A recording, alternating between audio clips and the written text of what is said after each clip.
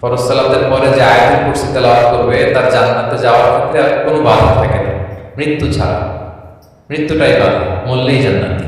আয়াতুল কুরসির ভেতরে আল্লাহ তাআলা ওনার পরিচয় তুলে ধরেছেন খুব সংক্ষিপ্ত ভাবে, এক আয়াত আল্লাহর পরিচয়। সূরা বাকারার 255 নম্বর আয়াত, মানে আয়াতুল কুরসির মধ্যে আল্লাহ তাআলা নিজের পরিচয় তুলে ধরেছেন।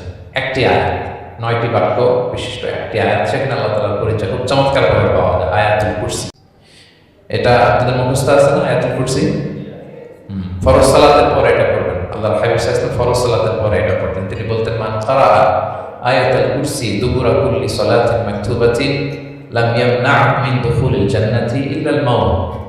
ফরজ সালাতের পরে যে আয়াতুল কুরসি তেলাওয়াত করবে তার জান্নাতে যাওয়ার ক্ষেত্রে আর কোনো বাধা থাকে না, মৃত্যু ছাড়া।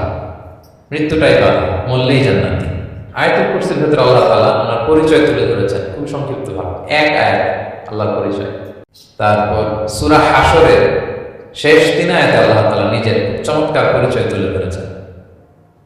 তারপরে এই সূরা ইখলাসের মধ্যে আল্লাহ তাআলা আরো সংক্ষিপ্ত পরিসরে, ভেরি প্রিসাইজলি, মাত্র ছোট্ট ছোট্ট 4টা আয়াতে নিজের পরিচয় তুলে ধরেছেন।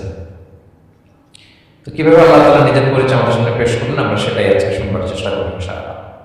সূরাতুল ইখলাস আপনারা কি জানেন এটা কোরআনের কততম পারায় অবস্থিত? 30তম পারায়। এবং এই সূরাটি মাক্কি সূরা। কি সূরা? কোরআনের সর্বশেষ পারায় অবস্থিত 30তম পারায়। আয়াত সংখ্যা তো আমরা শুরুতেই বললাম, কয়টি? 4টি। এই সূরাটি কোরআনের যে সূরার ধারাক্রম, সেই ধারাক্রম অনুসারে 112 নম্বর সূরা। কত নম্বর? 112 নম্বর সূরা। এই সূরাটা মক্কাতুল মুকাররমাতে নাযিল হওয়ার কিছু প্রেক্ষাপট আছে।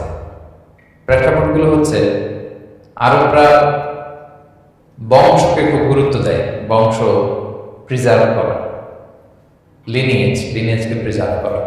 এবং তারা মানুষকে দেখে, শুধু মানুষ তো না, মানুষের পায়ের ছাপ দেখে বলে দিতে পারতো তার বাবাকে, তার বাবাকে, পরদাদাকে, 14 পুরুষের নাম বলে দিতে পারতো।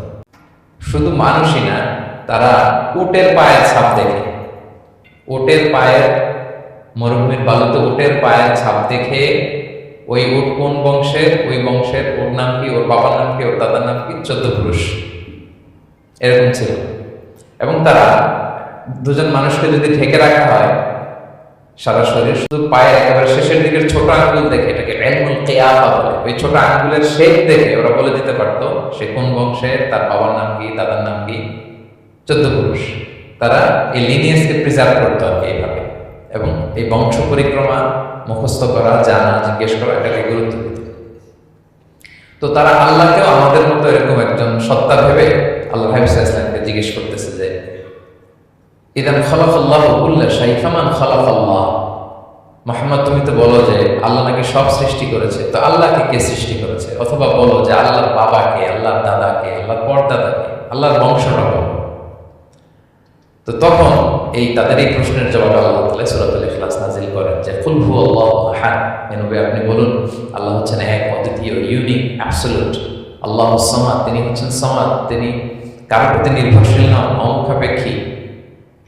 লাম ইয়ালিদ ওয়া লাম ইউলাদ, তিনি কাউকে জন্ম দেনও নাই, এবং তিনি কারোর কাছ থেকে জন্ম নেনও নাই। ওয়া লাম ইয়াকুল লাহু কুফুয়ান আহাদ, তার সমকক্ষ, তার মতো, তার সিমিলার মহাবিশ্বে দ্বিতীয় কেউ নেই।